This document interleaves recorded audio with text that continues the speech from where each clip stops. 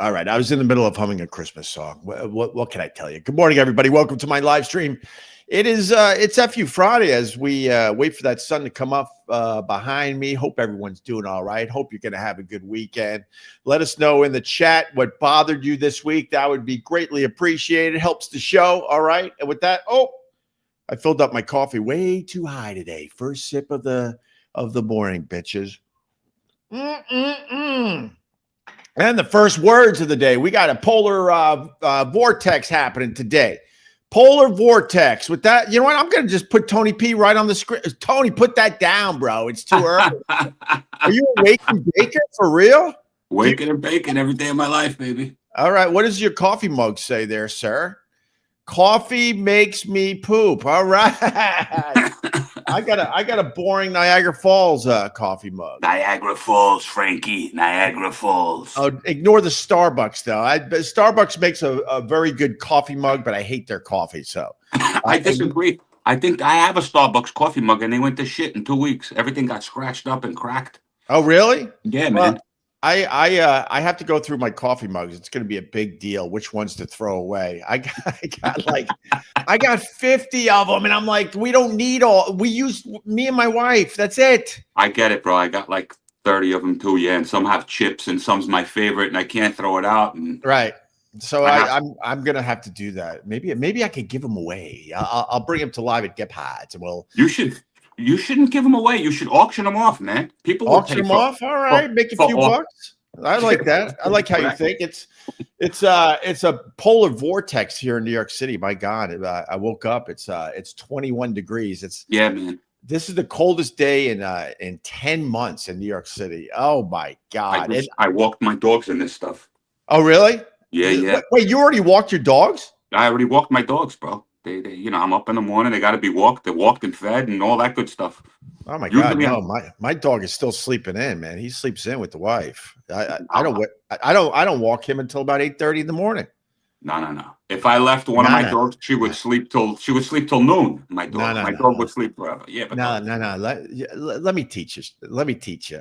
What are you going to teach me, bro? I'm at work by 8:30. Let me teach you. There is no teaching. Yeah, I'm the dog whisperer. Listen to me. I'm listening, bro. The longer you wait in the morning to walk the dog, the sooner they poop, especially when it's 21 degrees out, Tony P. Listen, I mean, if it's a balmy 80, I don't care. I'll take the walk. It's lovely. I like that. Listen, I have Greek dogs. You understand? What's and my dogs are trained. They know. We go outside, we poop, we come back home. That's it. Oh, really? Yeah. They don't have a special spot that they have to get to. The special spot for my dog is the furthest I walk away from this building, that's his special spot. And he will not go until then. I'm like, you got to be kidding me. Look at all these other places. Just snip it out.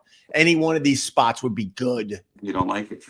I don't like it. You don't like it, bro. Yeah, well, listen, man. We all have our rituals. So let the dog have his ritual. If the dog wants to walk you to fucking Chinatown so he can take a shit, let him. No, well, fair enough. I mean, then I get a little, sad for him because it's what he looks forward to. That's why he doesn't want to poop right away. It's a whole thing. He's got to lick other dogs' pees. He's got to lick balls. He's got to sniff asses.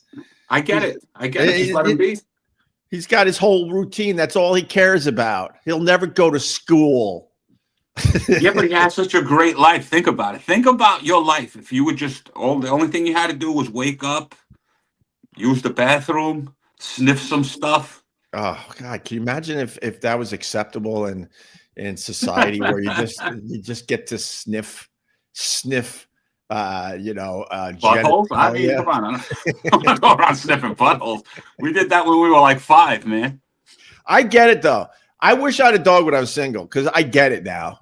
You know, all of a sudden your dog, there's a hot girl walking into her dog, and your dog, goes up to that dog and is sniffing and licking genitals. 1,000%. I think that's a turn on for everybody, and it's a good first move to get some dates. There was a girl by Gephardt the other night. She was walking around a little Boston Terrier, brown and white Boston Terrier, very attractive girl. But she was looking for something because she went one way, then she went the other way. I played with the dog a little bit, then she left, then she came back. You know, she's looking for an Upper West Sider with money, probably. Oh, damn! All right. It is. I gotta tell the people it's bread bag weather today. Do you know what bread bag weather is? I don't know what bread bag weather is. You don't know what bread bag weather is? I don't, bro. I'm telling you, I don't. I've never heard of it before in my life. It's bread bag weather. I'm going to just let that one sit there for a little while. All right. It's bread bag weather. Okay. Do you have any FUs today, Tony P? Also, I think we got super moon. Huh? Did you see the super moon tonight? I didn't see no. I didn't see no super moon. The brightest moon. It's not going to be that bright or hanging low in another 20 years, man. Oh, that's cute. Good for the super moon. No, yesterday when I woke up to the west, I looked out my window, and I guess it was the day before the super moon because the moon was hanging low and it was very, very yellow. Very yellow. It almost looked like a mini sun in the sky. This was bright today.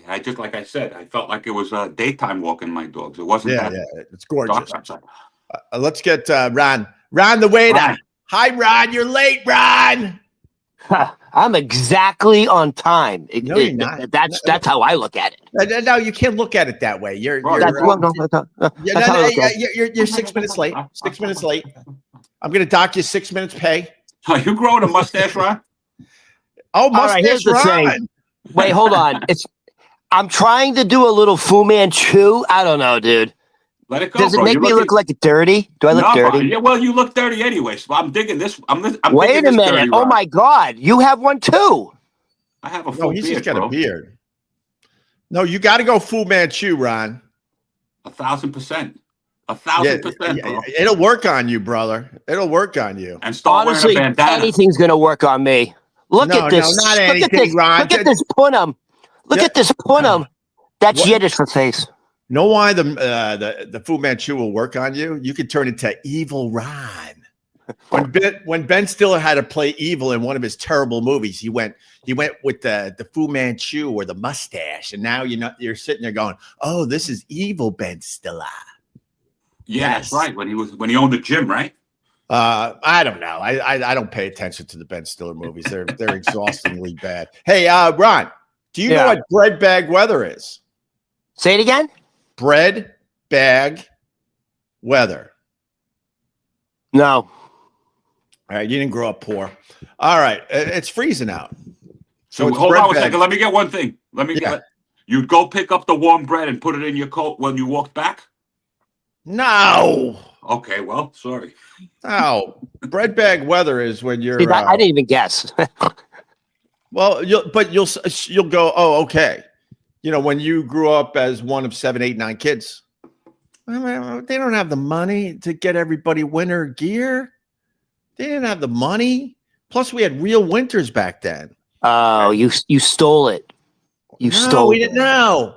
We would put our socks on, right? Then we would put bread bags on, and then we would squeeze into our sneakers, and voila, winter boots, bitches. Winter boots for everybody. I get it. Yeah. Growing up, going to school in New Hampshire. Yeah. We wore, what's it called? Galoshes? You know, those rubber things you put over your shoes? Galoshes, right? Yeah. Dude, everyone had galoshes in New England. No one wore Wonder Bread bags. Fucking 100%. Fucking Long Island, dude, is fucking 100% people. Hold on one second. Bread fucking bags. Wonder Bread bags. 100% people wore that. We didn't wear galoshes. We wore galoshes. We wore Dickies. Aren't insulated. Yeah, and they're for old people. Galoshes is to keep your feet dry. Yeah, but we didn't have galoshes. Yeah, I know. You had paper. You had fucking bags. Yeah, like animals. People. Fucking New Yorkers. No, it wasn't just New Yorkers. I guess my parents must have had money. I had boots. You had boots? I had winter boots, but those boots were handed down from like my older cousin to his brother to my brother to me. Right. All right. It sounds like you could tell who was like on the pecking order of like how poor you were. Like the poor kids had the Wonder Bread bags, like the rich kids had the Panera Bread bags. No? Yeah, that's all right. You know, our bread bags wasn't it wasn't Wonder Bread. It was Pepperidge Farm. Pepperidge Farm. Farm. Now you had a little bit of money. We were sucking Wonder Bread down over here. Dude, are you crazy? Pepperidge Farm remembers. We had Pepperidge Farm because we had a store nearby that sold the day, the week old, whatever the hell it was called, bread. Gotcha. It was thin as paper, and then my mom would make the peanut butter and jelly sandwiches on the Pepperidge Farm stale bread. Listen, bro, we were poor enough where my mother used to actually bake the bread because it was cheaper. I don't know what the hell bread cost, but she would bake the bread, like, you know. Bake the bread for $2. I mean, you know, she stopped. All right. Hey, listen, if you like, the supermarket I go to, which is a half a block from me, it's called Trade Fair, but they really, You know the story behind Trade Fair? Trade Fair, that guy had 13 sons, and he opened the supermarket for each one of his sons. Oh, wow. Really? That's rich. Yes. That's rich. Well, Was he Arabic? He's Arabic. He wasn't rich. He started off, you know, he's Arabic. He came here and he opened up what we were talking about the other day. He was working for 24 hours selling Lucy's. Right. So, that makes sense now because the trade fair is like half of what they sell is like halal products and very ethnic foods. Right. They have a good international section. No, they do. Even they got expensive. I know that. I used to live across the street from one when I was in Astoria. All right. But this is what you said. Your mother baked bread, right, to save money. Yeah, but the there was people no who go to trade fair, like the immigrants, they're not buying the instant rice. Of course, because they got EBT cards. No, they take the big fucking 20-pound bags of rice. That's what I have. That's like that's probably a year's worth of fucking rice. We have one of those. They do the big fucking bags of flour.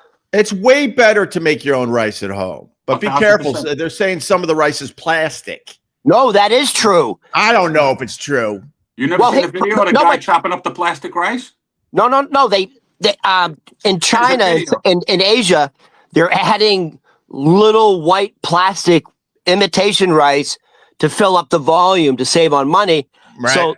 So here's the deal. If you want to check if your rice is plastic or real, they say pour some rice on a frying pan, heat it up. If it starts melting, it's plastic. And unfortunately, it's in a lot of rice. This is the kind of world we're living in. Melt your rice. Oh, my God. All right. So this is do the test. I'll do the test. Put it on a frying pan. Don't add anything to it. Turn on the heat. All right. And there should be a few pieces that will start melting. We also have to do the test on our honey. Do you eat Campbell's soup? Yeah, Campbell's soup is all right. Well, the CEO of Campbell's Soup was recorded on a hot mic saying, "I don't eat that shit. It's not even real chicken." It's not the CEO said that. Well, somebody said it. It was a disgruntled, one of their technicians, scientists. Right. You know what I mean? And he said something happened. He got fired, and he said, "You know what? Fuck it. I'm just going to spill the beans." All right, listen to me. We got to say allegedly. Allegedly. Maybe the guy's just pissed off. I don't know. No, I get it. That's why I'm prefacing it.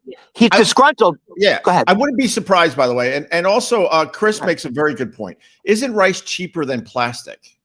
So why are they cutting up the plastic? What do you mean? No, I would think rice is cheaper than plastic. Dude, we throw plastic you gotta out every grow day. the rice, the fucking labor. You gotta cultivate the rice.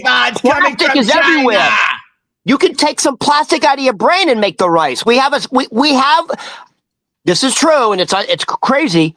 Every human being at this point on Earth, because plastic was introduced into our society on a mass scale, in the 70s. Can I show my knowledge because I learned it from you, Ron? Can I? I think every human being has the equivalent of a plastic spoon. That's right. Right? I got it right? That's right. If you take a sterling silver spoon, we have that amount in our fucking brain. And it used to be silver probably at some point in time, right? Hey, listen, dude, back in the early 70s, look at the shelves of a supermarket. Right. Every fucking soda pop was in a glass bottle. Right. Everything was in a glass bottle. Yeah, I agree with that. Everything. All right, listen. I want to today's a big day in my house. We're going to get the family Christmas tree. All right. And I gave up I think I'm up to 3. I gave up 3 years ago getting Christmas trees here in New York City. I had to give up. It's the principle of the thing. And I got some numbers. What do you think the average Christmas tree is going for on the streets of New York City? We're talking like a 6 to 7 footer. Most people want an 8 footer though. They really want the 8 footer, but 6 to 7 feet. Go ahead. I'm going to break it down for you, buddy. Go ahead. I'm going to break it down for you. Average price? $150. No, but let me break it down for you. Go ahead. So if you want to do like a 6-7 foot spruce, whatever, and you want to buy one in Manhattan, it's going to cost you about $250. You want to go to Brooklyn, it's going to cost you about $200. You want to go to the Bronx, it's going to cost you about $169. Guess who sells them for $90? Home Depot. And it's their policy. No, Whole Foods. Whole Foods will not go over $90 for a tree. If you want to get it, if you want to get a live tree, look it up. Whole Foods is their policy is trees do not go over $90. Really? That same fucking height, 6-7 feet, is $250 in Manhattan. It's $200 in Brooklyn. You know why, Ron? Because who owns Whole Foods? Bezos, Jeff Bezos. Right, it's Bezos. So really? It's the big guy. Oh, yeah. Wait, is that the Amazon guy? Amazon bought the Whole Foods. Amazon guy. So it's just a big guy knocking out the little guy again. You know something? Go pay $150 for a tree. Go pay $250 for your tree. Man. And give it to the little guy. Give it to the little guy. Bro. We're not going to have no more little guys. The same way we don't got. Wait. I need in first, Ron. I need in. Tag me. Opie, handle my light work here. Take care of this guy. This is light work for me. This is light work for me. Handle him. In principle, Tony P, I absolutely agree with you. Take care of the little guy, but the little guy priced himself out of the fucking market. When you go into the corner and a Christmas tree, Ron is right. It's going for between $200 and $300 for a 6 to 7 footer. Okay. Fuck the little guy. He just priced himself out. So now I do go to Home Depot and get a $100 tree. And then on top of it, let go of me. You sit back, Tony. The other thing is, then because no one wants to store the stupid Christmas stand every year, most of us live in small apartments. We don't have room for the Christmas stand to sit in a fucking closet for 11 and a half months. Those go for $30 a piece. They're killing us on the streets of New York. So in this case, fuck the little man. And then it turns out it's not even the little man. I've seen the giant trucks coming down Broadway, giant fucking trucks, dropping about 100 trees every couple blocks. Those guys are a huge corporation too. And by the way, they can believe it's the small guy coming from Canada. They hire these Canadian fucking college kids to come to New York for a month to make it all look like, oh look, we're just a small family business selling you Christmas trees this year. I'll give you a perfect example. By the way, Tony, it's not small little business. Opie's 100% right. The CVS in Astoria on the corner of Ditmars and 31st Street, it's the same fucking 2 or 3 people every fucking year. Yeah, I know. And so I talk to them because it's right there, right in my neighborhood. Like, I don't buy a tree, but like, hey, how you doing, man? It's good to see you again. You're Jewish. Why would you buy a tree? It's all coming from Vermont and Canada. Right. And you're right. You get these fucking semi-trailers pulling up every week, dumping off the fucking trees. With all the roads that we have on top of the fucking with all the tolls we have on the roads, on top of what taxes these guys got to pay, on top of what permits these guys got to file for, who knows what it's costing them just to be on that street corner? It's not free to sit on that street corner. What do you think? It's random?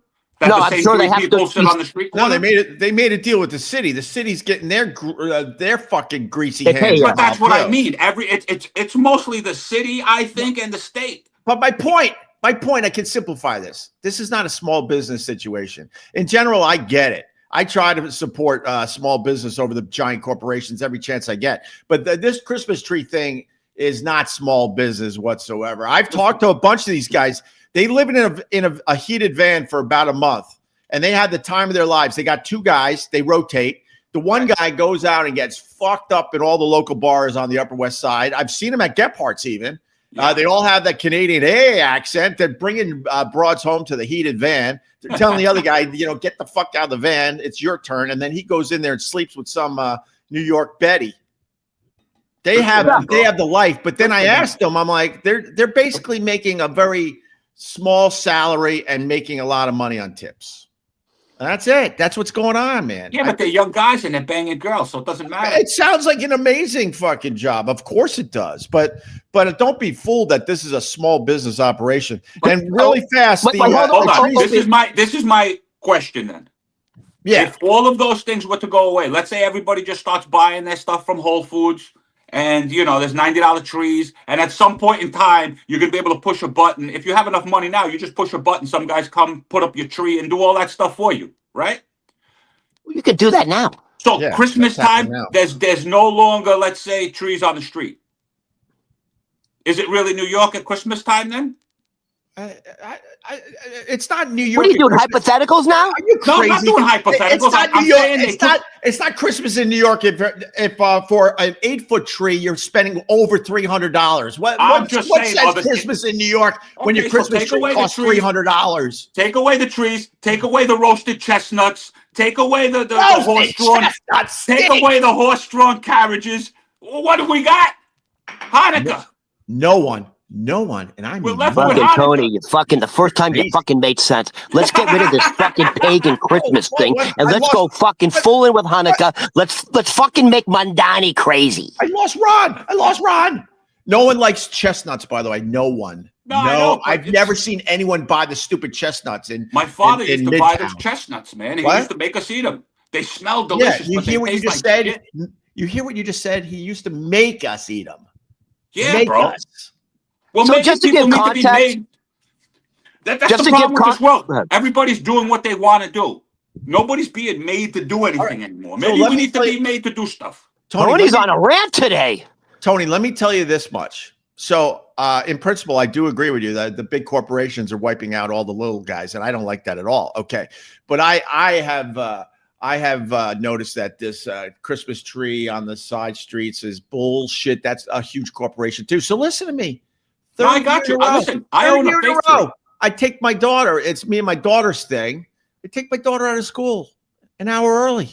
We take a little ride about, I don't know, almost an hour north of the city, right? This year, I'm getting a tree from a firehouse.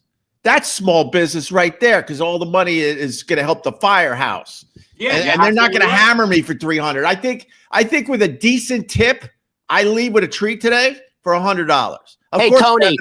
Hey, Tony, you got a family of 4 living in New York City. They can't fucking afford a $300 tree. Listen, bro, but they can afford a $90 tree, and they can sit around the tree and celebrate the birth of your God. You know what I have? I have a pre-lit tree. I take it out of the garage every year. I plug it in. The lights are already on. I got to argue with nobody. My wife puts the ornaments on, and I'm good. It cost me $300 about 4 years ago. One-time purchase. We don't have storage. We don't have storage for a fake Christmas tree. We don't have a garage. We don't have an attic. We don't have a basement. Hey, Tony, how much did you pay for that? Put it in Long Island. Hold on. Tony, slow down. How much did you pay for that electric tree? It was about $300 or something like that.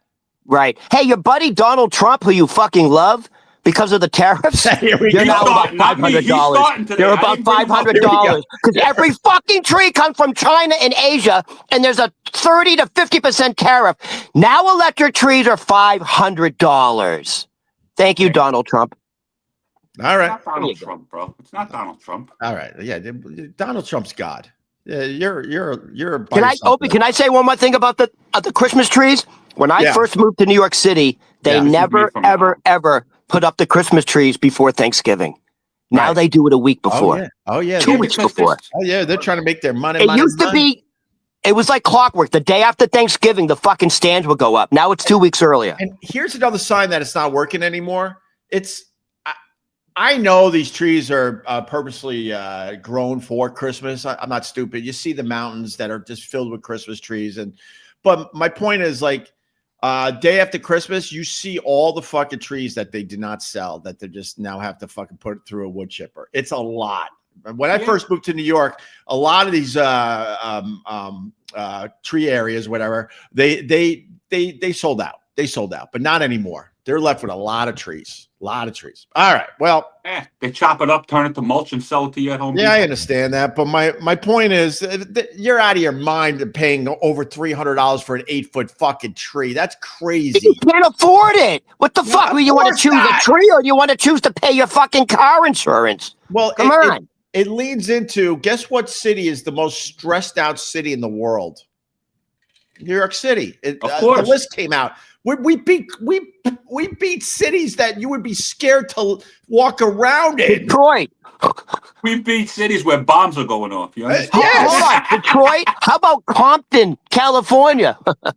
All that. New York City is man. the worst city in the world. It's the most stressed out city in the world because of this. This is only one thing we got to deal with. Cost of living. The cost of living, the cost of goods, it's absolutely insane. So I don't know the name of the city. So the most stressed out city in the world is New York City because it's so expensive to live here. The stress of getting by. And then they had the least stressful city in the world, and it's a city in the Netherlands. Oh, wow. But that's probably really boring. That's the problem with living in a city that's not stressed. They're probably really boring people. You know, I like a little action. I'm not going to lie to you, but you know, I've said it many times. Soon as you leave your apartment in New York City, you feel it in the air. Everyone is just getting ready for the hustle. Everyone is wound way too fucking tight. People think I'm wound too tight. Pfft, this is not. This is nothing. This is nothing. And you guys know this. Yeah. Like people are ready to fight the entire day. They're ready to fight. That's what this city does to you. Well, and today is also gridlock day. So they're telling you, don't drive into the city because it's gridlock. And Wednesday, when I was coming to the show for the 5 o'clock show, I've never seen the subways so fucking packed. You couldn't walk on the platform. You couldn't get into the train. Things are picking up for the holidays in New York City. Well, you know why? They had the tree lighting. So now you got... Oh, that's what it was, the tree lighting. So now you got all these people, excuse me, coming in from Jersey, Long Island, Rockefeller Center. Here. Oh, yeah. And they're all coming just to take a look at the Rockefeller Christmas tree. They make so much stupid money. Oh, wait, are you going to take your kids and you're going to take the wife and kids to see the tree? We have. It's not a necessity, but we have. We'll probably. I mean, they closed down Fifth Avenue, which is kind of nice. I think on the weekends. Yeah. So that's very, very festive. But be careful if you go to the Rockefeller Christmas tree. There are places you can't stand. Also, I'm like, oh, look, I got a spot, and I can see the tree perfectly. Am I lying? Is there 100,000 people there at any given moment for this fucking? Are you doing the ice skating too? I don't do the ice skating there. No. That's a rip-off. What is it? $75 to ice skate for like 10 minutes? $75. Well, I don't know, but we should look that up too. And you can't even move. They pack the ice rink at Rockefeller Center. It's because it's the thing to do. You can get your video for Instagram. Look at me, I'm on the ice skating rink. But they put so many people on it. You could walk. You could walk around the rink in ice skates. That's the best you could do. I don't even know why you would put ice skates on because you're not skating. But I try to stand in an area, and this lady comes running. I mean, running up to me. Excuse me. Can I see your my pass? This is a VIP area sponsored by, I forgot the sponsor at this point, sponsored by blah, blah, blah. And if you don't have a pass, you're not allowed to stand there to look at the tree. That's when you say, Opie, that's when you say, listen, bitch, I'm Gregory Opie Hughes, you fucking. Who's? What's a who's? Hughes, whatever your fucking name is. You're from Whoville. You're from Whoville. I did a little Dr. Seuss. By the way, Rockefeller Center, okay? General tickets from $22 to $124. Okay. For VIP skating, which is 60-minute session on the ice, $112 to $204. And then you can get a Pries skate chalet from between $90 to $470. Yeah, they're making bank. A chalet? What? It's a little they're like little globes, and you go in. It's all nice and warm. Yeah, $500. Hey, Donald Trump used to. No, that's for one person. So a family of four, you're not skating for less than $500-600. It's ridiculous. It's ridiculous. You know, if you want, have you ever ice skated in Central Park? I have. It's nice. I've done that. And honestly, they that's the Donald Trump rink. Trump put that rink in back in the day. My He guy. put that Well, in. There's two rinks. There's two rinks. Oh yeah, Well, there's you don't- one you- uptown. Hold on. The rink near like 57th Street. Right. Donald Trump used to manage that, and then Right. he went bankrupt or something. It was his gift to the city, Ron. The gift that keeps on giving. By the way, the city wouldn't renew his lease. Right. So I don't know. But if you Can I tell you the difference between the two ice rinks? It's kind of funny because the same thing is with the bike path.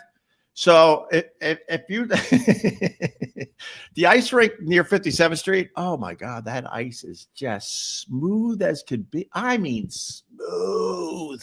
And you go around like you're a rock star, like you're getting ready for the Olympics. You go uptown to that rink, they got potholes.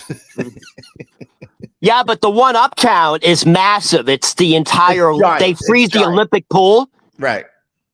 But and the same shit with the bike path. Like a little older now. I still could do it, but it's not as easy as the old days. But I would get on my bike and I would go all the way up to the GWB and check out the little red lighthouse that's underneath the bridge. They wrote a book about it. And then I would turn around from there. The bike path starts out pristine, smooth, just beautiful, beautiful fields for the kids to play on, right? And then the further you get up uptown, oh my God, they don't take care of the bike path. They don't take care of the ball fields. It's like two different fucking worlds, man. I've gone biking at Riverside. I used to live on 93rd on Riverside Park. So I used to bike up to the GWB, the George Washington Bridge. Once you start, at 93rd and Riverside Park, you start up. It's beautiful, manicured, nice. It's like lifestyles of the rich and famous. Once you get like into the hundreds, there's no more path, dude. You got to go into the fucking street and you got to go into the highway. No, fucked up, dude. Yeah. You can take a bike path all the way to the GWB, but it's not maintained like it is down here. It's not maintained. There's parts where you have to potholes. There's basically dead bodies you got to swerve around. It's just ours gets better, actually. Ours gets better. We start in Pelham Bay. We have a Pelham Bay Park, by the way, is the largest park in New York City. And the bike path starts shitty because it starts in the Bronx, and the further north you go towards Westchester, it gets better, actually. Oh, it's almost like a glass path. It's almost like the Wizard of Oz path by the time you get out of the city. So this person goes, ew, dead bodies. All right. We got Richie Rich coming in with Who the Man. I know Ron's got stuff to talk about. We got FUs. If you guys got anything that bothered you this week. I got a quick FU. Really quick. Really quick and stupid. My FU, just to get the chat going, is all the people that feel like they have to clap when a plane lands. What? Why are you surprised? Why are you surprised? Why are you surprised? I hate those people. Hold on. Do people still do that? The emergency exit without the slide. Do people really still do that? Yeah, they still do that, bro. When's the last time you flew? It's been a couple of years, to be honest with you, but but I understand. All right, look, any flight that is more than an hour, people will clap when it lands. Are you serious? You don't fly, do you? Yeah. No, the last time I flew, Oh wait, I forgot. I flew to my my nephew's wedding in Atlanta. That was less than a year, and yes, we did clap. I didn't do it. Everyone clapped when we landed in Atlanta. Not fact. Me. Not me. Hey. Opie! Oh my God! What happened? Panic. Are you fucking someone? You went into a different dimension. I don't know what happened. You froze. Something froze for a second. Yeah. Oh. I was panicking. I didn't know what to do. Oh my God! All right. Clap, because we made it. Wait, did they hear the whole thing about me landing? Oh yeah, everything. Oh, yeah. All right. Do you guys got an FU? Yeah, hold on. I just want to say, when you fly to Israel on El Al and you start to land, clap. Now that's they sing. Yeah, They sing the national anthem. They sing Havatanila. They sing the national anthem every time, and people are clapping and cheering like it's a fucking miracle. Now you're making a good point. There are times you should clap when the plane lands. Flying into Afghanistan, I'm clapping. I got here. Flying into Israel, yeah. Israel, I think, is on that list. When you fly into Israel and they sing Hava Nagila, which is the national anthem, it really does give you goosebumps. Okay, I have a question. It does give you goosebumps. Because this guy came across my feed and he was talking about something that I was thinking about. Where do they put all the fuel in the planes? In the wing. It's in the wings. They say it's in the wings, but have you ever seen like the schematic of a wing? No, it's in the wings, and that's why some planes, if you don't, by the way, this is true. You know that plane that went up, and there's been a few crashes where the plane goes up and then it just nosedives. And that's because they didn't properly. You have to position the fuel in a certain way so the plane will get up, and they didn't position the fuel in the wings in the right position, and it was too heavy in the front. It's very scientific on how you gas up a plane. Yeah, but my question is, if it's 5,000 gallons of fuel, you seen what 5,000 gallons of fuel looks like? Yeah, it's a lot of fuel. It's not fitting in those. It's not fitting in those wings. What's the conspiracy? Here we go. Question. There's no conspiracy. I'm just asking a question. He's going to say there's no fuel. It's run by magic. I'm not dust. saying that. I'm just saying magic dust. They're not telling us that the planes are flying with magic dust now. Magic dust. Magic dust. Hey, do you remember that like a month ago that UPS fucking plane, the engine came off and there was like a mile of fire? Oh, yeah. Because it was completely filled with fuel. Right. And that's what fucking fuel does when you crash with a full thing of fuel. There was a mile of fucking, there was a mile. The video was absolutely insane. I thought it was AI. Because nowadays, you gotta like question everything you see on the internet. At first, before I knew the full story, I'm like, that has to be AI. That's insane. It looked like the explosions in Tropic Thunder, where Danny McBride is going. Right. So you guys got FUs? I got another one. If you don't have one, go ahead. Go. There's a new trend where people are calling cereal soup. Come on, bro. Yeah, it's just ignore those people. Is this where we're living? I think they're rage baiting, as you know. The word of the year is rage baiting. I think people saying cereal is soup is now a thing. I'll tell you what. You want a fucking rage bait? Here's a nice one. A hot dog is actually a sandwich. What? A hot dog is actually a sandwich. I think so. It's on bread. There you go. I'm with that. I'm not trying to rage bait. Yeah, hot dog is a sandwich. So let me tell you what I've been. This is my thing. By the way, I know you have a dog. You have anything else besides a dog, Opie? We got a fat guinea pig. Do you really? I had a guinea pig. Tony, what about you? You got pets? I got 2 dogs. Let me ask you something. And you may be biased. Do you consider your dogs overweight? No, I try really hard because I got a giant dog. They don't live as long, so we're trying to keep us. This is boring, but basically, we try to keep his weight down. And every time we go to the vet, we're doing a pretty good job. So Tony, what about you? Every once in a while, the vet will go maybe lose a pound, 2 pounds, but in general, you're doing well. And Tony, what about you? Your dogs look fat? One of my dogs has cancer, so she's not fat. Okay. And the other one, she goes up and down. If she gets a little too thick in the waist, she's a French bulldog. So if she gets a little too thick, I cut back a little on the food. Okay, so I want to tell you why I'm bringing this up. All right. You know all those weight loss drugs, Ozempic and all that, and everyone's fucking losing weight. It's like they're categorized as like the GLP. They're called GLP-1 drugs. Right. So here's the reality. 60% of cats and dogs in America are clinically obese, which is resulting in there are hundreds of thousands of cats and dogs with diabetes. So now they are coming out with by the way, they're not calling it GLP-1, they're calling it Meow 1.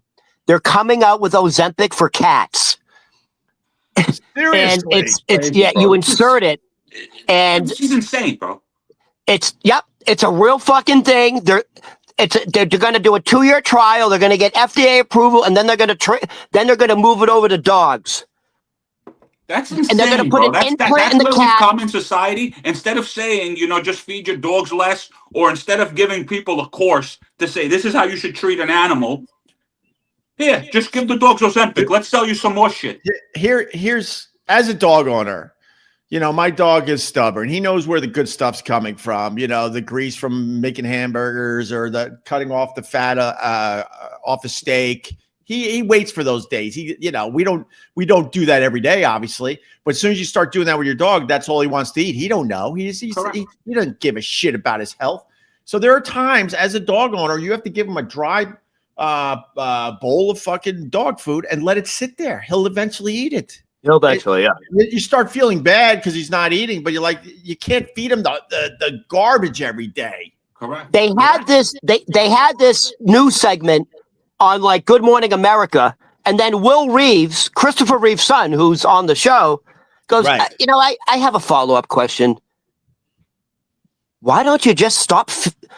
Why don't you stop overfeeding your dog? Like, why give it medicine? It's not like your dog or cat is sneaking into the kitchen and opening up the fridge. You're the one feeding it. Ron, you're 100% right. And you got to talk about this very carefully, but we said it at Gephardt's the other night. There are people in this fucking building I don't recognize anymore. They look like melting candles, right? There are people that need to be on this stuff for real health issues, but a ton of people are using it because it's the shortcut to losing weight. It's the easy way out. Instead of eating a little less every once in a while, they would rather take the shortcut. And with that, I want to show you something really fast. And it's not fair because she's in mourning. That's what everyone's saying. Leave her alone. She's in mourning. But has anyone seen what Kelly Osbourne looks like? No. Oh, yeah. And everyone's saying it has to be on one of these medications. This is what Kelly Osbourne looks like. Yeah, she's still a young girl.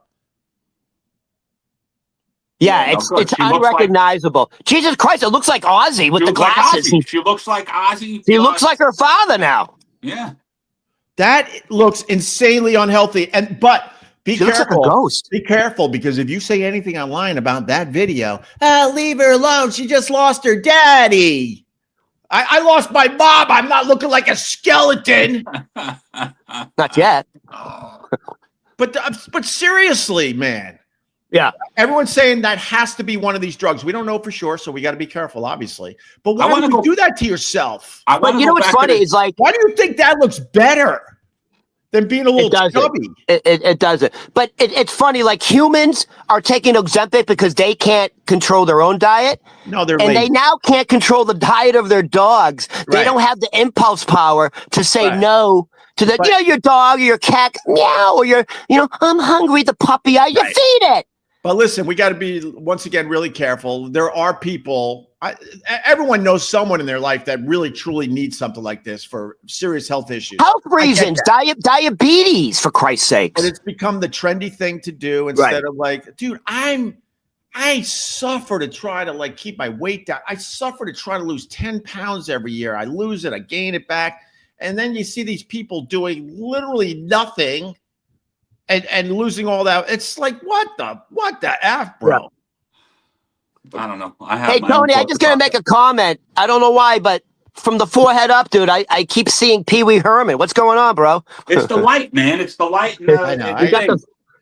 My lighting makes me look like I have cotton candy hair. I mean, I'm hanging in there up top, but some mornings it looks like I got cotton candy for hair. Yeah. Listen, you should consider yourself lucky. You got a good head of hair. Look, I look like freaking. I look like the bad tune. Dude, you look like Pee Wee Herman in Pee Wee's Playhouse. You look like you're growing a carrot on the top of your head. At the top of my head? Well, I've got no hat, man. Sorry. No, you're good. No, it's good. You're good. No, now you look like the Unabomber. You're good. Wait, you guys don't have any other FUs? I got one more. Go ahead. You hate a lot of people, Ope. Huh? You hate a lot of things. Not really, just for the show. My life, and then I turn this off, and I would damn good. Opie, can I say something before you go into your unhappy stuff? Is boring. What? Opie, I have a nice segue with Ozzy Osbourne. If you want to wait a second before your next FU. Yeah, I don't care. I'm just trying to fill up space. Because you guys don't have FUs, you son of a bitch. Allow me to fill up the space for you. No, really, Ron? allow me to help out. Yeah, listen So- back to this. Who filled up more space today, Ron? You certainly fill up more space on the camera. Look at this. As you Fucking turn into people want to evil- wear my skin. It's Look, fucking you know crazy. something? you're turning into You know evil- something? evil Ron. Putting any facial hair on that face is a sin. You're covering up the beauty of it. Dude, I'm gonna shave it. It's taken away no, from my no, beauty. No, don't shave it, bro. Leave it, bro. No, I'm telling you, it's leave it taken and away put from a my beauty. bandana on. So speaking of Ozzy Osbourne, Right. you know they're coming out with the sequel to This Is Spinal Tap. Yes. Are they So really? Ozzy Osbourne, 2 people came out and said they fucking hated the movie because in their eyes it was a documentary mocking them. 2 Yeah. musicians said that. Ozzy Yeah. Osbourne and Steven Tyler. Oh, okay. Oh, the So original. here's the quote from Ozzy Osbourne. Wait. Uh, I lost you for a second. So you're talking about the original Spinal Tap, right? I'm talking about the original Spinal Tap. okay. They're making a sequel. All The right. original Spinal Tap, when it came out, Ozzy Osbourne said, I was the only person in the theater not laughing. He said, here it is. I was the only person in the audience that wasn't laughing because it really was like a documentary to me. These things actually happened. Right. Everybody would go, oh, haha, number 11. He goes, I did that. You know, when they say, what's the max? Turn it up to 11. He goes, Ozzy goes, dude, I fucking said that. And he goes, when they get lost going to the stage, he goes, that fucking happened to me. He goes, this was like a gut punch to me. And Steven Tyler said he thought they were mocking him. He thought they were actually mocking him when they made the movie. Because he goes, there was some things that were so similar. He says he thought they were mocking him because it was so real. I guess there's a scene in the movie in backstage there's a mini bread scene that was in Spinal Tap. Backstage is a mini bread scene. I don't know. Steven Tyler said that was so real. Right. He started crying, and so Steven Tyler goes, he goes, we were so famous at one point. We were fucking divas. And he goes, we would demand a giant roasted turkey. Yeah. No gravy, no stuffing. We just wanted the pure protein. And we would make them fucking cook up fucking 3-4 turkeys for everybody. And Steven Tyler would go, he'd come off stage with 12 ounces of Jack Daniels in him and a half a gram of talcum powder. Right. Profusely sweating, and he goes, he would look at that fucking roasted turkey, go, ew! And he would flip it over, and he goes, every time I flipped over that turkey, he goes, I would feel so fucking good about myself. Oh my God. And he goes, there's a scene in Spinal Tap. There's a bread scene in Spinal Tap backstage, and Steven Tyler goes, I'm convinced they got that from Aerosmith. Of course they did. Of course that documentary was insanely accurate. Steven Tyler, he should have just had a sense of humor about it. He knows how ridiculous it is to be in a band and the stuff that goes on backstage, on stage, on the tour bus. So the Spinal Tap pretty much documented that shit and made it funny at the same time. He said And he thought it was a personal. Yeah. If he started crying, that's because you are being a piece of shit. So it just proves that you're a piece of shit. And cry then. Cry. Right. Wait, maybe that's why they wrote the song, Crying. Crying. Yeah. He said he took it so personal that he said, well, you know what? I'm going to have to get over it because I'm a professional. But he thought it was a personal attack on him. So Spinal Tap 2 is going to be a pile of shit, right? Of course. Why do you think that? The same way They history of the world. they waited too long to make the sequel because first of all, there's not even rock bands anymore. So what are you going to be mocking? You're going to be mocking like Sabrina Carpenter and Bad Bunny and Taylor. Who are you going to be mocking? Because there's no real rock bands anymore. Touring. That's Jesus, Opie. I think you're kind of right on that. Like, where are the touring rock bands? Where are the Dave Grohls and the fucking rock bands that were hustling? Guns N' Roses, Aerosmith, fucking Foo Fighters. Just hustling, going from gig to gig because they just fucking loved it. Those guys are gone. They're gone. These kids are not listening to the rock, man. Not much. Now they're all YouTube stars. Although, I walked by my son, 2 nights ago, and he was listening to the Killers' Bright Side. And I was like, okay. There's So hope. Christ. There's hope. There's hope that he's gonna like some rock. These That kids used to don't be- like rock, man. I'm telling you. I'm in it. Yeah, I got 2 kids. They're both teenagers now. I'm in it. Man, God bless you, bro. Yeah. Well, it's funny when we were growing up, dude. All we listened to was like AC/DC, right. Pink Floyd, Right. Zeppelin, Right. Aerosmith. Yeah, because Right. that's all we had, Black Ron. Do you Sabbath. understand? Right. When we grew Now- up, Yeah. When we grew up, you didn't have it. If you had a television in your room, you were lucky. So what did you get? You got the record player, you got the tape deck, and you sat there and you listened to stuff, and your friends came over and you talked. Right. People don't do that no more. People sit in their rooms Look. playing games where they're beating each other up on the games, right? As far as I know, that's what my friend's kid does. And they talk to each other from the couch. Yeah, I mean, I think rock did it to themselves, though. You know, it's really kind of a bummer that there's no rock bands anymore in general. But I think they did it to themselves. I would like to do a deep dive on what happened where rock literally went away. Literally went away. Was it because it was easier to make music in a studio without all those people? Did they rely on the computers and everything else, and they didn't really need to like set up a traditional studio with the entire band? But they had to have done it to themselves, and there has to be a jumping off point that, as I have this thought today, I don't know, what it is, but it's worth looking into.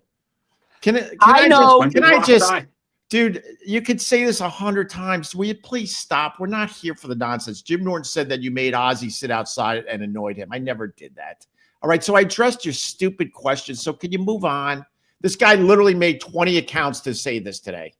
These people are a fucking lunatics. I just know lunatics. Yeah. See, because the narrative is I was just a terrible person when I did the big radio show. Everything I did was just terrible. Listen, that's a whole. Hold on one second. Hold on. I got to say something. I just met you. I know nothing about what you did in the past. I really don't, right? I know that you were this and you were that. But that being said, from the day I met you, you've been nothing but nice to me. You're horrible, Opie. You've been nothing but nice to me, bro. That's exactly right. Exactly right. I don't know. Exactly people, right. People. It's all for show, people. Opie. Greg Opie Hughes he's a sweetheart. Thank you. Carl said the same thing. Bro. He's a sweetheart. This stupid narrative that people are trying to push forward is ridiculous. I sleep very well at night. I took care of a lot of people in this fucking business. All Opie, right. In a way, you're like Donald Trump, my friend. Probably the guy was probably rage baiting and he got me. Good for him. But I made Ozzy wait. Let's walk through that scenario. One of the biggest rock stars ever, right? Ever. Is outside the Opie Anthony studio waiting because me, even though I was on a big radio show, who do you think's bigger in that scenario? So now I'm wielding this power to make Ozzy wait. And Ozzy, one of the greatest rock stars ever, is going to put up with that shit? No way. Oh, my. Go away, you loser. I answered your stupid question. You got me rage baiting, which is fine because it's good for the show. But move on with your dumb nonsense. I have a feeling. So you interviewed Ozzy many times. He was awesome. He comes across as actually an incredibly intelligent, witty, funny guy. Is that true? He's very funny. He was very funny. He was very humble. He was very smart. The mumbling was a little tough at times to try to understand what he was saying. But when you understood what he was saying, highly intelligent. Yeah. But what I took away from Ozzy, and Jim Norton gets all the credit. Jim Norton had the relationship with Ozzy. What you take away from it, he was so appreciative, so humble. You couldn't believe you were in the presence of Ozzy. You would think he would have that attitude like they portrayed in Spinal Tap. You know what I mean? But he was so down to earth. What I think people don't realize, and like matter of fact, his daughter, Kelly Osbourne, and the son, Jack, talk about it. There's like, people don't realize, like, when my dad was in the studio making records, like he's like an idiot savant. He was like a genius. Right. Creating the music. People don't realize that. He knows all the instruments. He can play everything. He's like a musical prodigy. Right. It's not like a fluke that he had this success. There you go. All right, I think we gotta start wrapping up, Ray. We haven't even done anything. We haven't done nothing. Well, the thing I gotta explain this to people too, because there's a lot of podcasters. They can't do this they simply can't do this every day. So they do 1 a week, 2 a week. I do this every day because it's my nature. I've been doing this my entire life. It's easy to do an hour of this every day, but we try to keep them short because I know everyone has a million fucking podcasts that they're trying to get to. So I try to make it short, make it quick, hit hard and fast, and we move on. So that's my philosophy. Hit hard and fast. That's my philosophy with the girls. Hard and fast. Hey, Opie, since you're talking about everyone and their fucking mother, even Trader Joe's has a podcast, right? It's yes. You want it quickly before we go? The list just came out.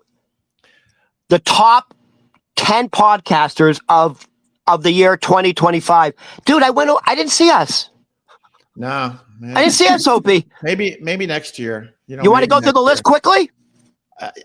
I'll be honest with you, Ron. You sent me this list. Yeah. And there was a time I knew all, and I say this in quotes, all the competitors in radio. Yeah. Me and Anthony, when we were in our heyday, and we looked at all of them. None of you are on our fucking level. Even you, Howard Stern, you bitch. So I'm a podcaster now. I'm a live streamer now. And you sent me this list. I don't know half these fucking guys. I don't. You want to go? You want to go from 10 to 1 quickly? And we'll, yeah. All right. Maybe I know some of them. Let's see. These are the top 10 podcasters for 2025. You know how they, for the end of the year, they come the top 10 this, top 10 names for dogs. Right. Just came out. Top 10 podcasters for the year ending for the year 2025. Number 10. Right. The Diary of a CEO. Do you know this? No. The Diary of a CEO. All right, you know this one. Number 9. Awful. Number 9. Oh, right. Like the Beatles album. Number 9. Number 9. This past weekend with Theo Vaughn. I know Theo Vaughn. What are your thoughts on Theo? Didn't he start with you? Yeah. You're responsible for his career, right? I've said it this way. He's responsible for a lot of people's careers, He's bro. Talented. When he was on my show, he literally did start on my show. I brought him on when no one knew who the fuck he was. No one knew his podcast, and I took a chance on him. And then, of course, he returned the favor nicely by canceling when I almost had him on this podcast years ago, but he canceled last minute. I haven't heard from him since. Hey, Theo, go fuck yourself. You fucking How about that, Theo? Go F yourself. Yeah, clip this and send it to Theo. There you go. So the point with Theo is, I'll tell you this much. He's a talented guy. He's absolutely talented. But the level of his success does not make sense whatsoever. That's what I say today. Opie, and I think he plays that stupid card pretty well. I think he really is a dumb guy. Well, you know what? I don't want to poo-poo on people because he is going through a tough time right now. Well, whatever. He was talking about suicidal thoughts and stuff, and he tried to do his Netflix special at Beacon Theater, and he got booed. He got booed off the stage. It was, dude, the amount of guys, right? And look, I think Anthony's on the same page with this shit. The amount of guys that we helped with their careers, the amount of guys that we put on our giant radio show before they had their own show, before they had their own podcast, before they were selling out arenas, they were coming in to fucking sell hopefully a few extra tickets for Caroline's. You're right. And then you fast forward, we don't have the big fucking show anymore. I don't sit in the big seat anymore. And these mother effers all turn their backs on both of us. I am speaking for me and Anthony. And it's the truth. If you watch or listen to Anthony, he's not getting these guys on either. Holy shit. Go F yourself, Theo Vaughn. Go F yourself, Bert Kreischer. Yeah, I'll name names. But here's the thing. When Anthony does get I don't know if you want to say big name, but it seems like Anthony and Jim Norton are doing a lot of shit together lately. Well, they should be. Yeah. I said that years ago. That at the end of the O&A run, they were the show. They were the show. There's no denying that. Yeah, I have a quick question for you, Opie. Full time. I have a quick question for you. Yeah. Besides Theo Vaughn, because I think this is very interesting. Besides Theo Vaughn, how many other people do you think you're responsible for their success? Because a lot of people got their start on the Opie and radio show, and they got their start on the Opie and Jim Norton show. I would never say responsible, but we certainly Not responsible, but help them, help launch their career. I mean, Well, you helped get them to more people, to a broader audience. dude. But I mean, besides Theo Vaughn, who are we talking about? dude. The story. Chris DiStefano? DiStefano had MTV, help before me, but I can't say responsible. That's up to the audience. That's up to the audience. But give me some more names. Theo Vaughn. Well, I mean, the famous story is that when Joe Rogan was starting his podcast, Joe Rogan. he came on our show. We loved Joe Rogan. We loved him, and his podcast didn't have numbers at first. We had a much bigger fucking audience, and I was able to get the company to run Joe Rogan on the weekends on our channel. Excuse me, Opie. You are responsible for one person's career, pretty much, and you've said it yourself. Who? Bill Burr. You're Bill Burr. No. Rich Voss. No. We helped all those guys, but I think someone like Bill Burr. Okay. And Joe, that's why I don't want to say responsible, because I know we helped Joe Rogan. Okay, we put him on our channel on the weekends. Yeah, and our huge fan base was embraced Joe Rogan. That was a real thing back in the day. We had a huge fan base that would embrace anything we said. Correct. And also on the weekends at the time was Bill Burr. Bill Burr's podcast wasn't doing anything yet. We had the much bigger audience. Does Bill Burr have a huger presence than me? Of course. Of course, the whole thing has flipped. But back in the day, he was another guy that we absolutely helped to get his podcast out there. You're absolutely responsible. And then it's got to be said that, sorry, Ron, you got me going. Which, this is the good stuff, I guess. Then Bill Burr famously came to me. He got to a point in his career. He didn't want to do things for free anymore. And he said, I just want to get paid. I said, I get that, Bill. Went to the company. Said, Bill Burr wants to get paid to keep his podcast on the weekends. They said, we don't need Bill Burr. They famously said, we don't need Bill Burr and we don't need Joe Rogan, because then Joe Rogan also around the same time came to me. If he came to Anthony, I don't know, but I know he came to me. Okay. I'm sure he probably talked to Anthony as well, to be fair. And he said, look, you guys are cutting up my show on the weekends. I want the show to run as is, which if you're a content provider, I get it. Went to the company and said, Joe Rogan wants, he doesn't want a 1-2 hour block. He wants the whole show played on the weekends. They said, we don't need Joe Rogan. We don't need these guys. So both of them went bye-bye. And then look what happened to those two guys. Sirius XM could have had Joe Rogan and Bill Burr if they played their cards right. Easily. I remember you saying something, because I know his son. I know Greg Girardo Jr. Right. Didn't you say Greg Girardo is one of the people you wish you didn't let go or you kept? No. That's No, the Greg Giraldo thing was some of these guys, I wish they did the show more. Oh, okay. Yeah. Greg Giraldo was an amazing talent, but he didn't do the show a lot. That's where, for whatever reason, it wasn't because we didn't like him or anything. We didn't have a lot of fucking open spots back then. Everybody wanted to be on that show. So when I finally needed a little help from some of these guys, and they all just said, your little podcast, go at, that's why they could all go screw. And that's why I burn bridges, because I think that makes you a terrible person. I want to say this. You really were fucking famous back in the day, because I did your show like at Pete's Tavern, right?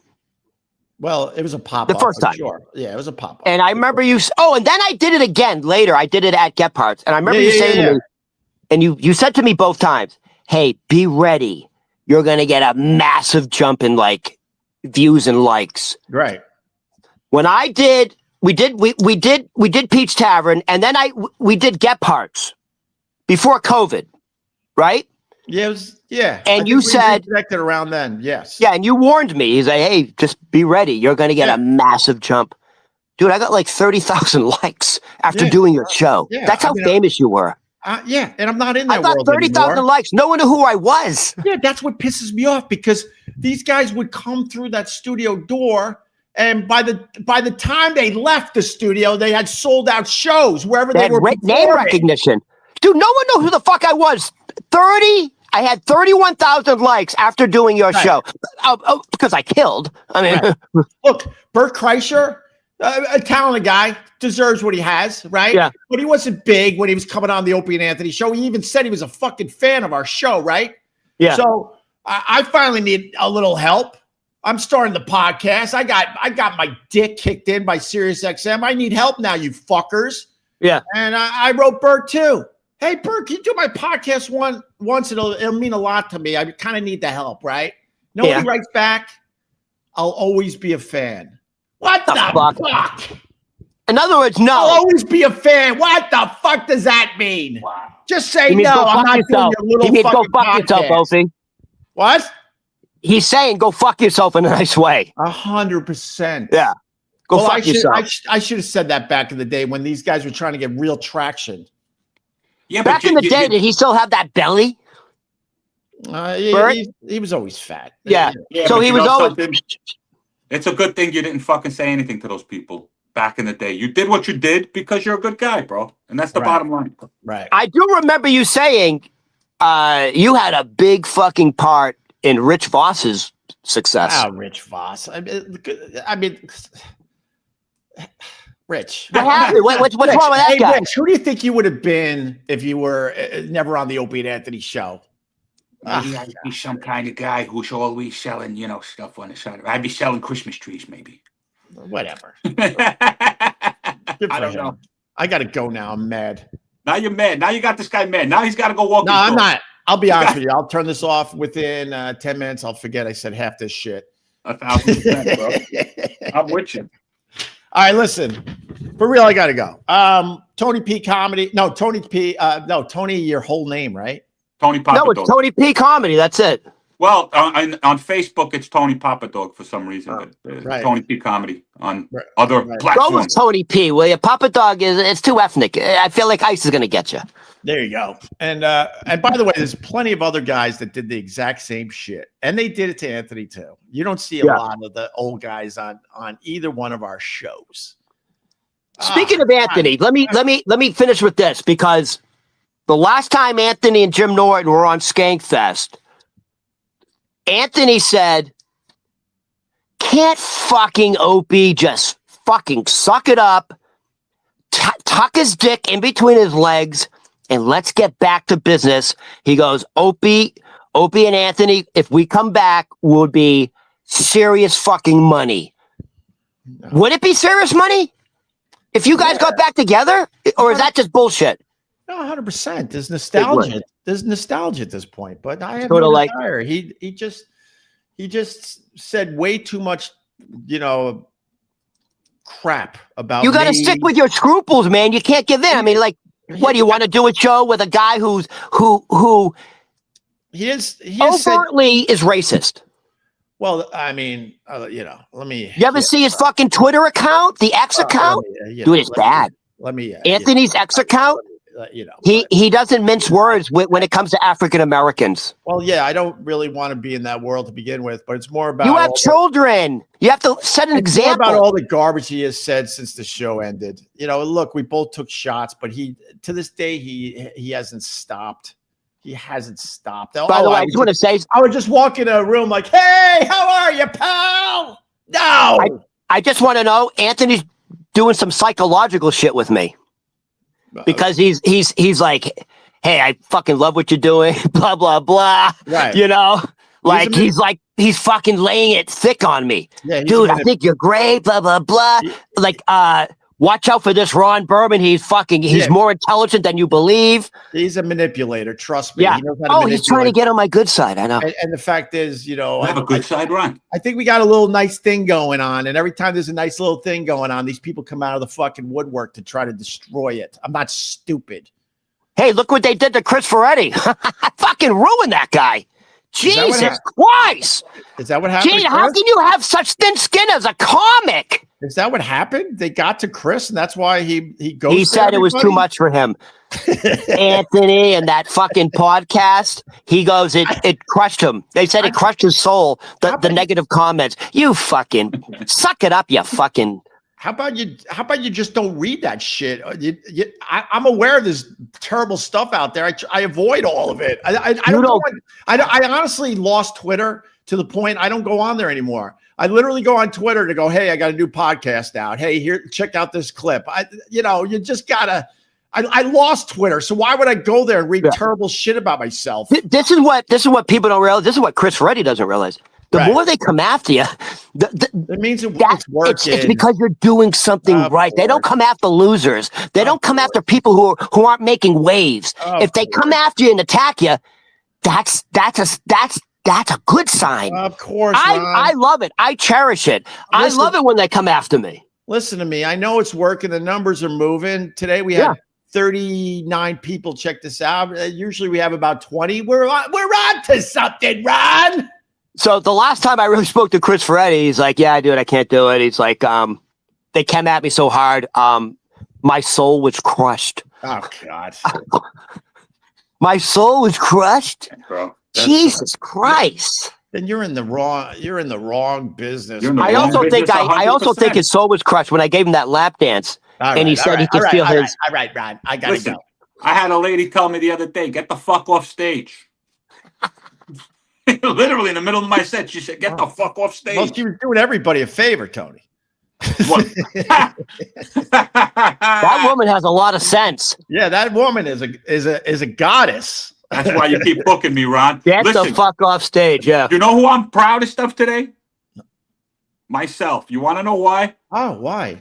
Because Ron tried to bait me into a red hair conversation today about 5 times. Right. And I didn't bite, Ron. High five, Tom.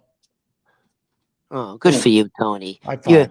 You're a 51-year-old man maturing. He didn't take the bait. You didn't take the bait, Ron. I didn't take the bait, Ron. You didn't take the bait, Rage? No, I didn't. Me and Tony are going to be wearing MAGA hats next time we're on. 1,000%. That's right. Tony's turning me. I'm turning red. I'm turning going red.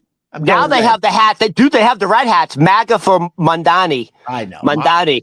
Mandani's going to be a bust. All you people that were worried about our Muslim mayor, watch what he gets done. Nothing. Do you know what Mayor Adams just did? Because he's so worried about Mandani. Right. Because Mandani wants a full boycott of all Israeli companies, and he wants to void all their contracts. And Mayor Adams just did an executive order that he can't do that anymore. It's Israel is fully protected from Mandani cutting off ties with Israel. Oh, all right. Opie, what happened? I'm trying to. I don't know. I'm trying to figure out why I'm like transparent at times on my own live stream. It's weird. All right. It's you're not real. There you go. Ron Berman comedy on all the socials.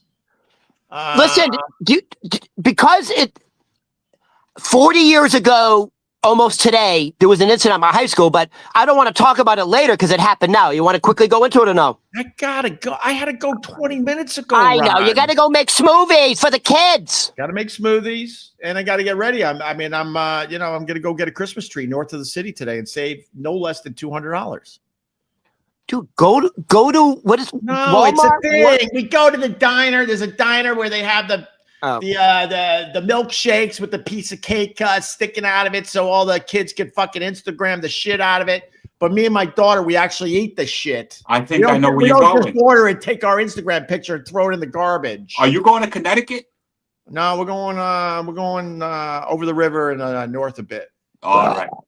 Because there's a great place like that in Connecticut. There's some little diner, and it's got all those crazy like Instagram treats. There's like 87. That was another one of my FUs that I didn't get to. The people that are ordering. Doesn't New Jersey isn't New Jersey considered like the diner capital of the world? It's like it has some of the best diners. Bro, we live. We're talking about Connecticut, but you're right.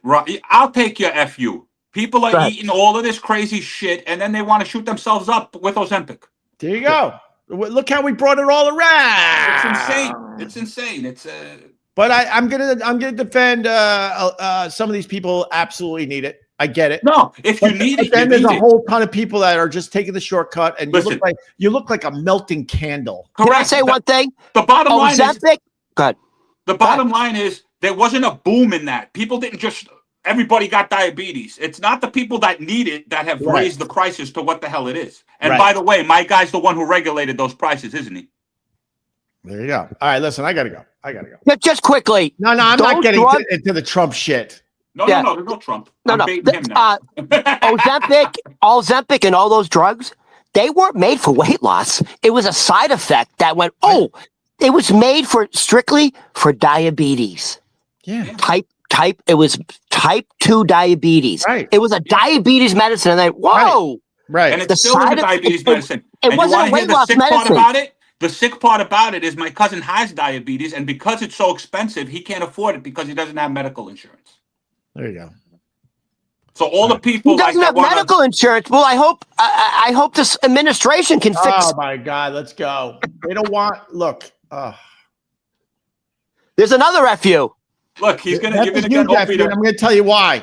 I don't give a fuck what political party you believe in. They do not. None of them want to actually fix that shit in Washington. No, they don't want It's us too help. hard to do. They don't want to deal with that. And I don't care if you're a Democrat or a Republican. It's the Republicans' turn to get the blame for sure. But there's going to be a Democratic president right around the fucking corner, and our healthcare will still suck in America because those assholes in Washington, none of them want to actually fix it. All right. I'm hoping President Newsom can fix it because he is going to be our next president. All right. That dude hasn't been able to fix his own He's state. going to win. Oh, we almost made it. No Ron, he's going to win. And everybody will be homeless. Oh, we almost made it. Everybody will be homeless. Do you He's know that actually- they built? Do you know that there was a guy who went around building shelters for homeless people, and they, the mayor and the government of California, went around and ripped all of those shelters down? Yeah. Because guess what? The guy was ending homelessness. He was ending homelessness, but homelessness is a business, and it's a big business in California. We almost got there. Well, I didn't. You can't help it. These cult MAGA Jim Jones fucking Kool-Aid drinking motherfuckers, they can't help. Hold on. Who's drinking the Jones. Kool-Aid, Ron? Who's drinking the Kool-Aid? This guy went into office called saying rage he was baiting, gonna baby. saying Rage he was going baiting. to end homelessness, right? Did he I say got he you, was going to Tony. end homelessness? I got you. Did he say he was going to end homelessness? 24 years later, here we are. The homelessness has gotten worse, and I'm drinking Kool-Aid? If I'm drinking Kool-Aid, you guys are probably smoking some drug that I've never even heard of. They're putting something other than THC in your gummies, Ron. Just so All you right. know. All right. Can we? I sent you a video of right. Donald Trump being interviewed by Ollie G, Okay. and Donald Trump doesn't know it's a joke. Right. I sent you that video this morning. Okay. We need I to didn't play see it. I didn't see We it. need All to right, play it for Tony next time. I No, gotta I go. know what you're talking about. I've seen the movie. Oh, is it in the movie? There's a clip of Donald Trump being interviewed by Ollie G, and Ollie G's like, I got a great Oh, idea. yeah, when he's got the Non-dripping ice cream. glove. The ice cream glove. I got the ice cream glove. All right. I gotta go. All right, bye, everybody. I really gotta go. Layer up. It's cold. Keep the Oh, stash yeah. going. It's bread bag weather. Don't forget, bread bag weather is It's here. actually winter. This is what winter should It's be. winter. It's a little weird. It's a real winter. All right. I gotta go. Bye, everybody. Have All a right, good thank day. you. Happy Friday. Good you. Shabbos. Thank you to Tony P. Thank you. Oh, Bro. Oh, I Thank you, can't say Ron good Wayne. Shabbos to my people. And thank you to Enjoy Ron your Wayne. day. Let me say it now before Mandana gets sworn in. You're not going to disable the word Shabbos. Good. I mean, Good. Merry Christmas, you. Merry Christmas, you idiot. I want the Jewish mayor back. I want Bloomberg. Give me the fucking But he was a good mayor. Give me the Bloomberg. Ron, Got rid of enjoy- smoking. Enjoy your Hanukkah and your dimly lit fucking apartment with a sad bush in the corner with your dumb candles. Opening up Dreidel. What president? I made you out of clay. One and when president you're gay? good, What's wrong with you people? Dreidel, I will play. Hey, How much do you What's want wrong to with us suffer? people? Jesus Christ, if that ain't anti-Semitic, I don't know what the fuck is. One president day. How much suffering do you guys need to do? I can only imagine the Jewish families with the young kids, and they got a pile of presents, and they go, "Nope, one a day, just one a day, everyone." As you stare at a stupid, sad bush, as you try to make believe it's a Christmas tree. So we do get 8 presents. We get them for 8 days, but people don't get silly. Like the first couple days of presents, like day 1, it's practical shit. yes. A pen set, socks, underwear. Oh my God. You know. You're proving And my then like the point. last day is like the bike Oh, or the great. stand. You know, the Atari set. Oh, that's wonderful. Oh, you guys suck. Yeah, man.